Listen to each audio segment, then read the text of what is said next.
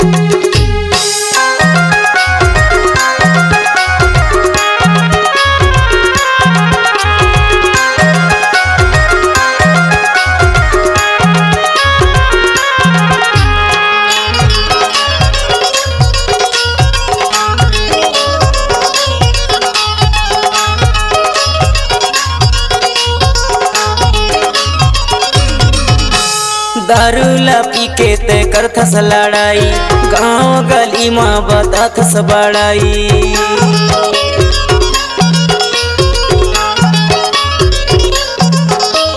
दारू ला पी के ते करथस लड़ाई गाँव गली माँ बताथस बड़ाई। चार समाज में नहीं लागला मान ले कहना हो जाबे बर्बाद रे। चार समाज में नहीं लागला आज मान ले कहना हो जाबे बर्बाद।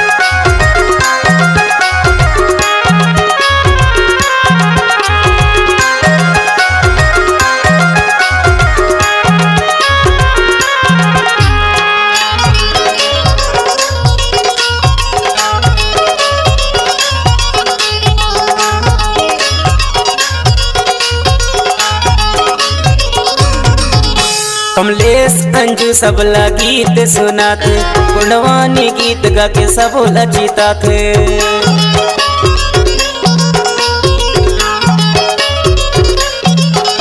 कमलेश अंजू सबला गीत सुनाते गुणवानी गीत गा के सबला जीता थे। कैसे सुधर ही रे हमर समाज मान ले कहना हो जाबे बर्बाद रे। चार समाज में नहीं लागला आज मान ले कहना हो जाबे बर्बाद।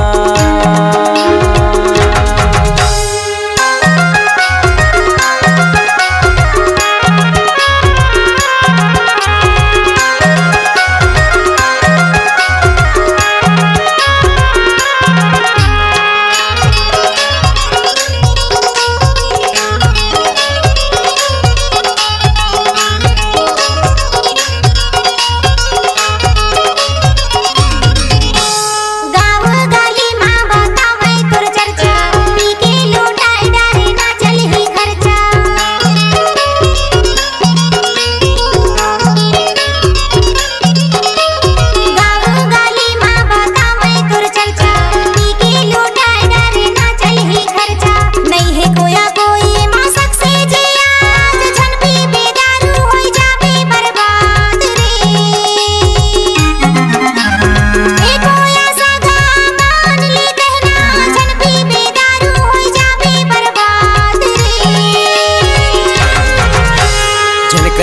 बिना साझन पीबे शराब साची लागे तो हो जाबे बर्बाद रे।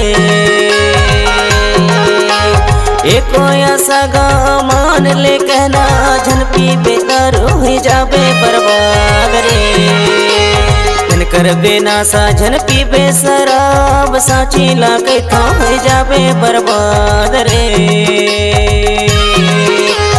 एको सगा मान ले कहना झन कर बिना सा हो जाबे बर्बाद रे। झन कर बिना साझन पीबे शराब साची लागे तो हो जाबे बर्बाद रे। एको सगा मान ले कहना साची लागे तो हो जाबे बर्बाद रे। झन कर बिना साझन पीबे शराब साची लागे तो हो जाबे बर्बाद रे। एको सगा मान ले कहना साची लागे तो हो जाबे बर्बाद रे। झन कर बिना सा हो जाबे बर्बाद रे। साची लागे तो हो जाबे बर्बाद रे। झन कर बिना सा हो जाबे बर्बाद रे।